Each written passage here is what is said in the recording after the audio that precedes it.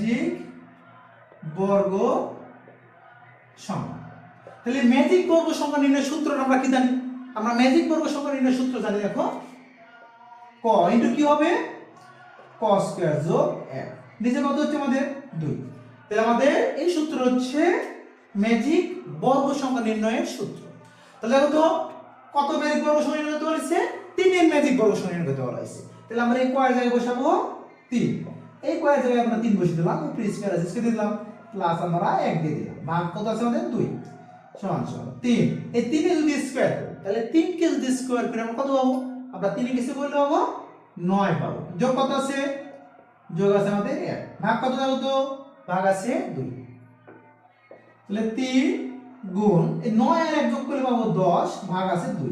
এই 2 দিয়ে 10 ভাগ করলে পাবো 5। তাহলে 3 আর 5 গুণ করো, 3 5 15। তাহলে 3 এর ম্যাজিক বর্গ সংখ্যা হবে কত? 3 এর ম্যাজিক বর্গ সংখ্যা হবে 15। একই ভাবে যদি আমাদের প্রশ্নে চেয়ে থাকে যে 4 এর ম্যাজিক বর্গ সংখ্যা কত? 4 আমরা কিভাবে করতে পারবো? আমরা 4 এর ম্যাজিক বর্গ সংখ্যা সূত্র কিভাবে নির্ণয় করব?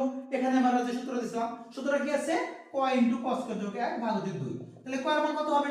4 এর ম্যাজিক বর্গ। তাহলে ক এর জায়গায় 4 বসিয়ে দিলাম, এই ক এর তারপর 4 বসিয়ে দিলাম, উপরে স্কয়ার দিয়ে দিলাম, প্লাস আমরা 1 দিলাম, ভাগ কত আছে আমাদের 2। তাহলে 4 ইনটু এই 4 এর যদি স্কয়ার করি কত হয়? 4 এর স্কয়ার হচ্ছে 16, যোগ কত আমাদের 1, এরপর নিচে কত আছে কত 2।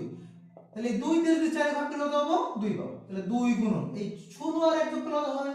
17 হয়। তাহলে 17 যোগ কত হচ্ছে 34। তাহলে 4 এর ম্যাজিক বর্গ সংখ্যা পেয়ে গেলাম 34। যদি একই ভাবে আমাদের প্রশ্ন চেয়ে থাকে যে 5 এর ম্যাজিক বর্গ সংখ্যাটা কত? তাহলে 5 এর ম্যাজিক বর্গ সংখ্যা বের করব, দেখো তো 5 এর ম্যাজিক বর্গ সংখ্যা, ম্যাজিক বর্গ সংখ্যা।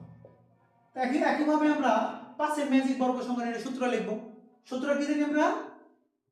ক ইনটু ক স্কয়ার যোগ 1 ভাগ হচ্ছে 2। তাহলে ক এর মানটা কত হবে বলো তো?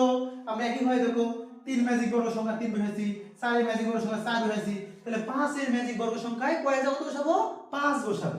তাহলে আমরা এখানে 5 বসিয়ে দিলাম ক এর জায়গায়, আবার এই ক এর জায়গায় 5 বসিয়ে দিলাম, উপরে স্কয়ার আছে স্কয়ার দিলাম, যোগ আমরা 1 দিলাম, ভাগ কত আছে তো? ভাগ আছে 2। তাহলে 5 ইনটু এই 5 এর যদি স্কয়ার করি কত পাবো আমরা? 5 এর স্কয়ার করলে পাবো আমরা 25, যোগ হচ্ছে 1, ভাগ কত আছে 2। তাহলে 5 গুণ 25 আর 1 যোগ করলে হয় 26, ভাগ হচ্ছে 2। এই 2 দিয়ে যদি 26 ভাগ করি পাবো 13, 5 13 কত হচ্ছে আমাদের 65। তাহলে 5